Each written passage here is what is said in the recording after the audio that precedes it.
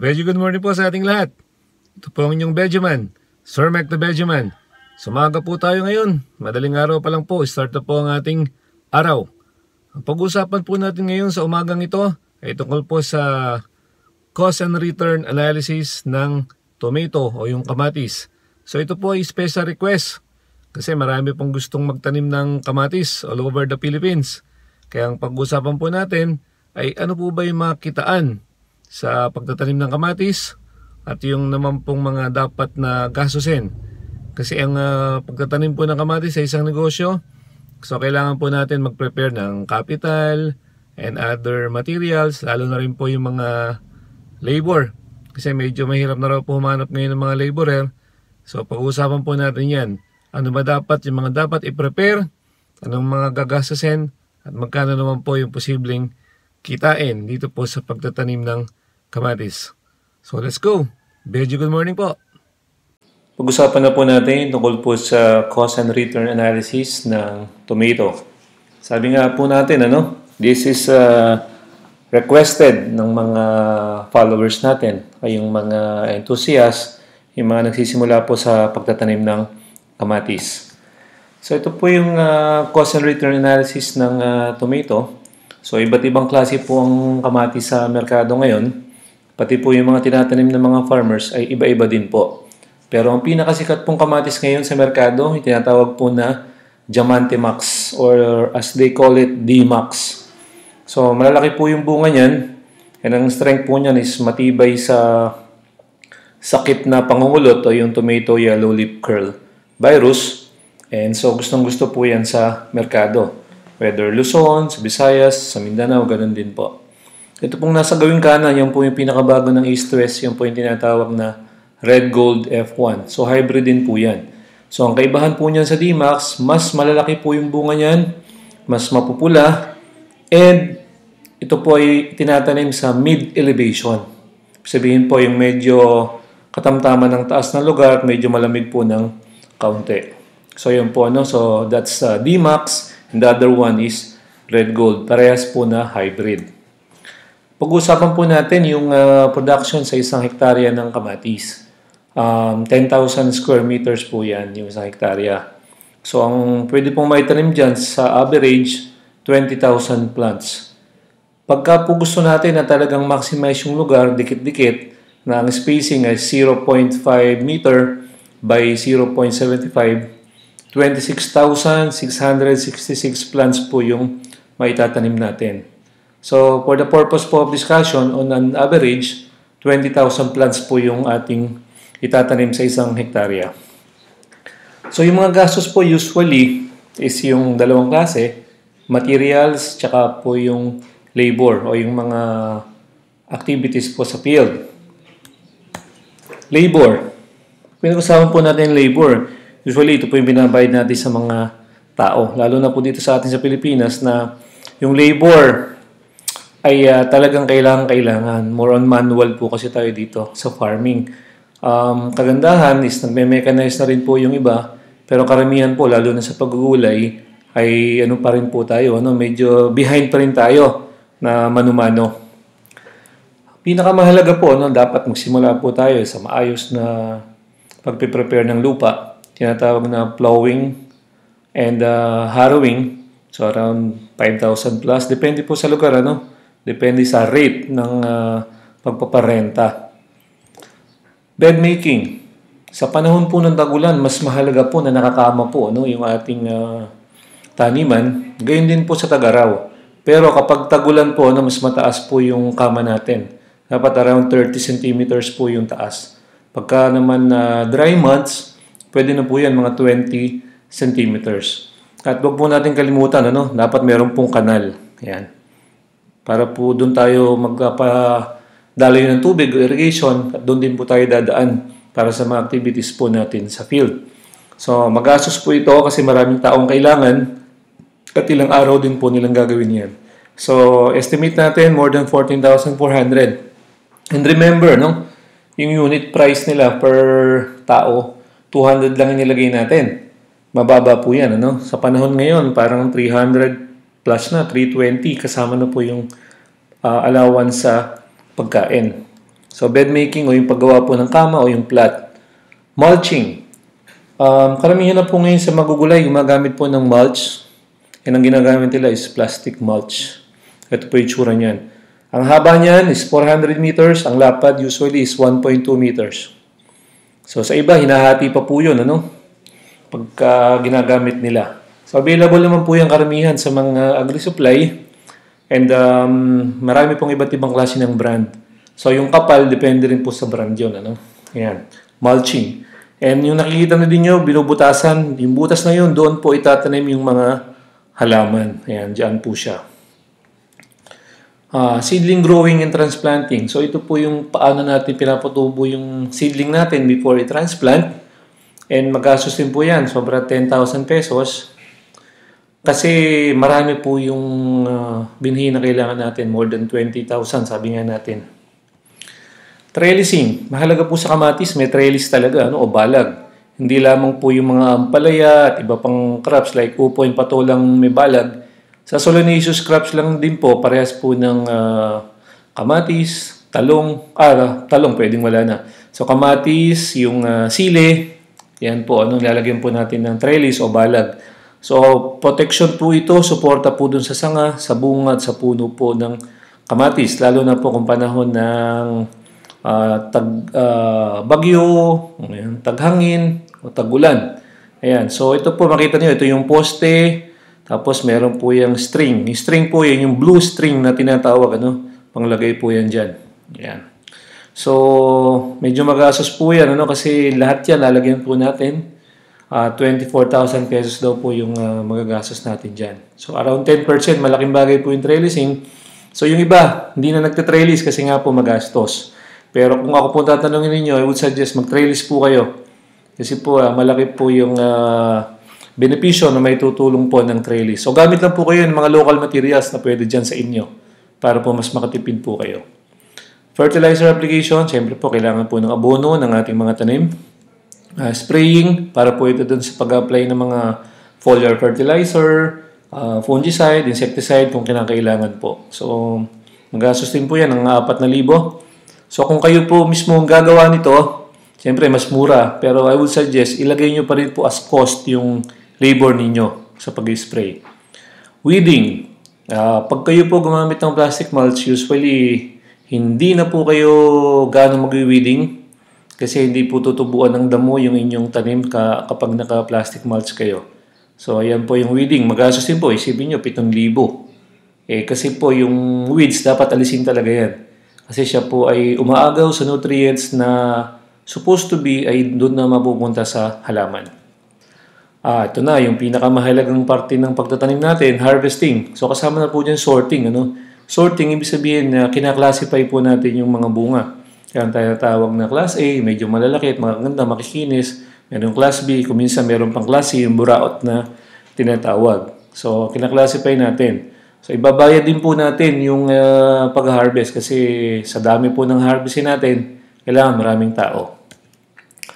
Ang total labor natin, estimated at 105,600 pesos, around 44%. Makita ninyo, masyado pong laborious yung pagtatanim ng kamatis. Magastos po sa labor. 44%, malaki po ito sa total production cost.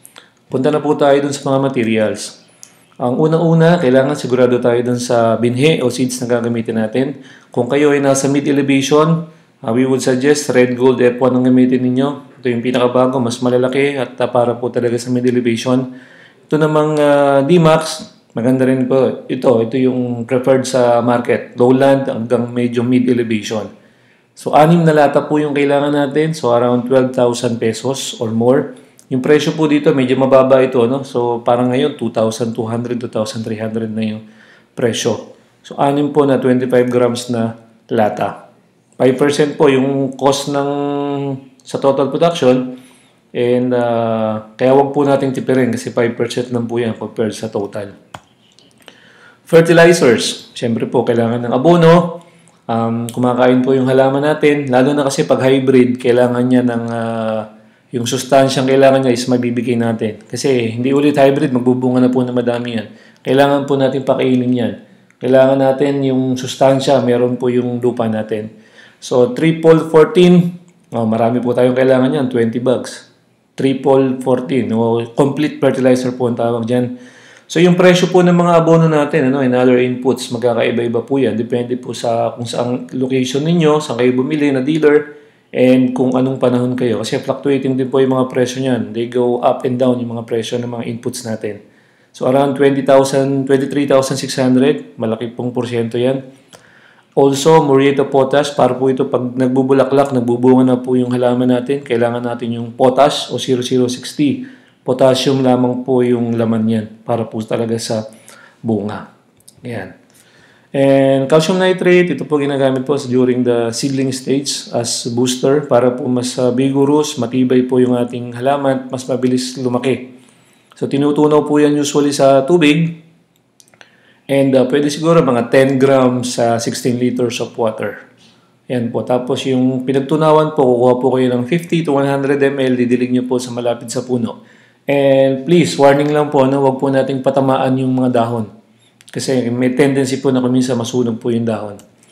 0,18,0, isang uri pa rin ng fertilizer. Pero kung wala po nito, okay lang naman po. Meron naman kayong triple 14 na pwede ninyong pagkuhaan ng inyong phosphorus.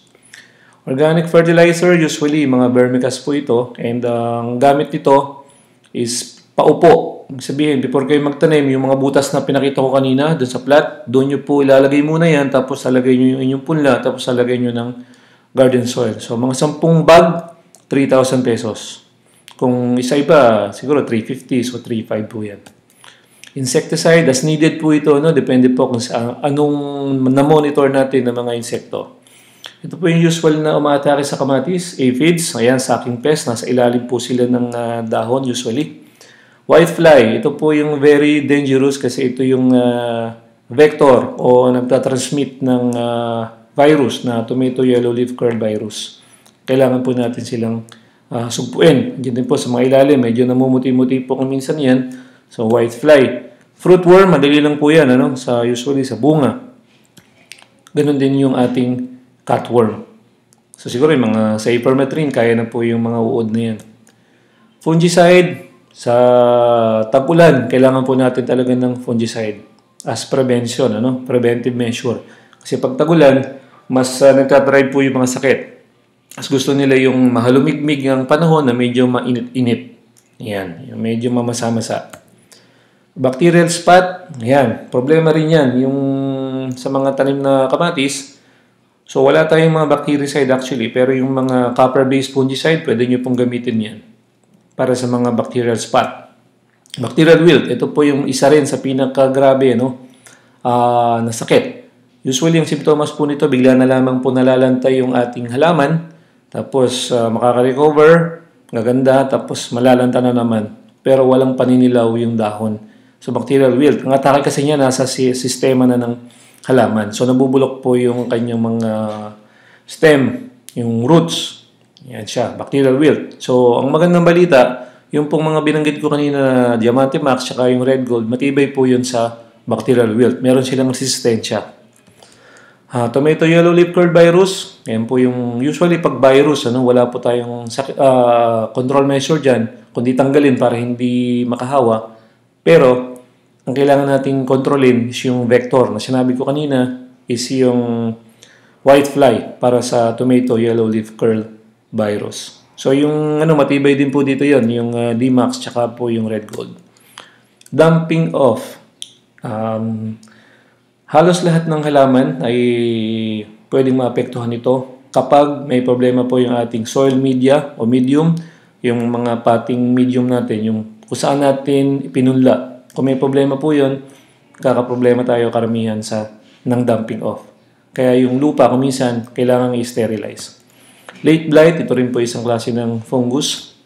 Southern blight, fungus din po yan. Kaibahan ito dun sa bacterial wilt, itong southern blight, ito ay naninilaw yung dahon, nabubulok yung puno. Kasi may mga puti-puti po dyan sa may puno ng halaman. Ayun yun, simptomas yun ng southern blight. Ayun, yung mga parang patsi-patsi na yun na bilog-bilog. Cercospora leaf mold, isang uri din po yan ng sakit sa halaman na ang cause niya is fungus. And please remember, no, try to visit po yung Plant Doctors online. Yun po yung sa Isweseed. plantdoctor.isweseed.com, kung saan lahat ng karamihan ng mga crops na nandoon, nandun din yung mga sakit, yung mga insekto, pati yung mga control measures, nandun po yan. Foliar, as needed po ito, no? Pero karamihan ngayon gumagamit na talaga ng foliar as additional po na nutrients po dun sa halaman para mas vigorous, mas green ang dahon, mas maganda po yung mga bunga. So, more than 1,000 pesos, depende po sa presyo ng foliar na gagamitin ninyo. Plastic mulch, sabi ko po, no, yun yung ginagamit natin. Usually, yung requirement niya nasa mga 15 to 16 rolls per hectare sa kamatis.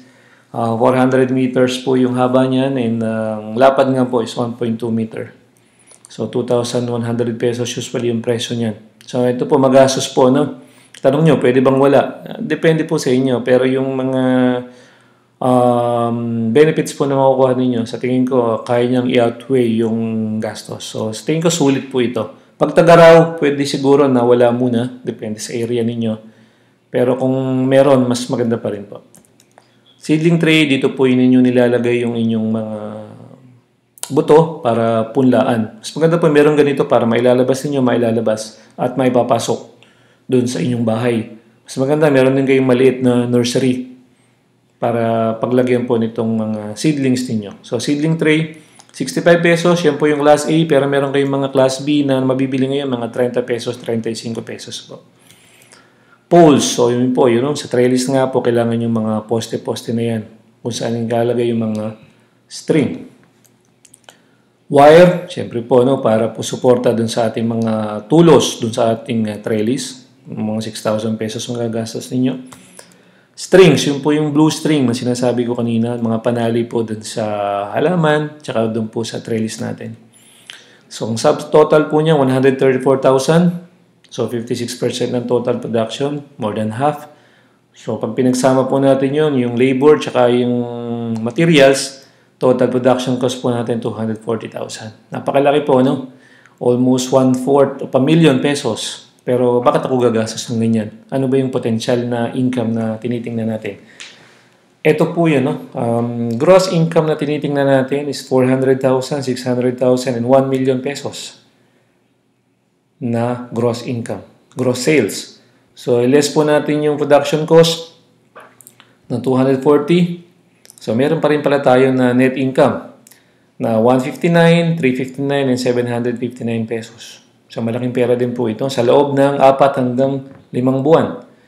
So, paano po ba tayo nag-arrive dun sa 400, 600, and 1 million pesos? So, 20,000 plants po sa isang hektarya. Kung magbunga po yung kamatis natin ng 2 kilo, which is ang sabi nga, no, ang potential po na pwedeng ibunga ng isang puno ng kamatis ay 2 kilo hanggang 4 na kilo. Yan po yung sa mga hybrid. Usually kasi sa mga OP, siguro 1 kilo, half kilo. Pero pag hybrid po, 2 hanggang 4 na kilo. So, on a minimum, lagay na lang po natin 2 kilo. So, 20,000 plants times 2 kilos, that's 40,000 kilograms, 40 tons. Ang presyo po natin nilagay, ano, conservative, is 10 piso per kilo, 15, tsaka 25. Depende sa low, o median, average, or high price. So, pag ganyan po ang presyuhan, ito po yung ating magiging gross income o gross sales, 400, 600, and 1 million. And ito po pwede maging income, 159, 359, and 759 pesos. So kung nagpa-fluctuate po yung presyuhan, tulad ngayon, medyo mababa po yung presyo ngayon, ang kailangan pong maging presyo ng ating kamatis ay 6 na piso para po hindi tayo malugi. 6 pesos per kilo sa yield na 40 tons po dapat. So kung minsan kumagsak ang presyo, ay babawi po tayo dun sa yield, dun sa total volume na ma-harvest natin. So, yan po, no? May potential sa kamatis ng potential income. Ito po yan, potential net income. So, pwede pong i-explore. Doon po sa mga natatakot na gumastos ng 240,000, start po muna kayo dun sa maliit, 1,000 square meter. So, divided by 10, pwede kayong kumita sa 1,000 square meter nyo ng 75,000 pesos. Not bad. So, maganda pa rin po. Kaya naman pala, yung iba interesado magtanim ng kamatis, dahil dito sa net income na possible net income pag gumanda po yung ating pagtatanim. So this is sa isang hektarya ng kamatis. Yan po ang ating cost and return analysis ng kamatis. 159,000, 359, 759 potential net income sa pagtatanim ng kamatis sa 1 hectare. So sa muli po, hanggang dito na lamang po muna. Marami pa po tayong ibang mga videos na darating na gagawin para po makapaglingkod po sa inyo, makatulong po sa mga gusto pong magtanim ng iba't ibang tanim. So sa muli po, ito po ang inyong Vegeman, Sir Mike the Vegeman. Maraming salamat po. Ingat po kayo sa araw nito. God bless us all.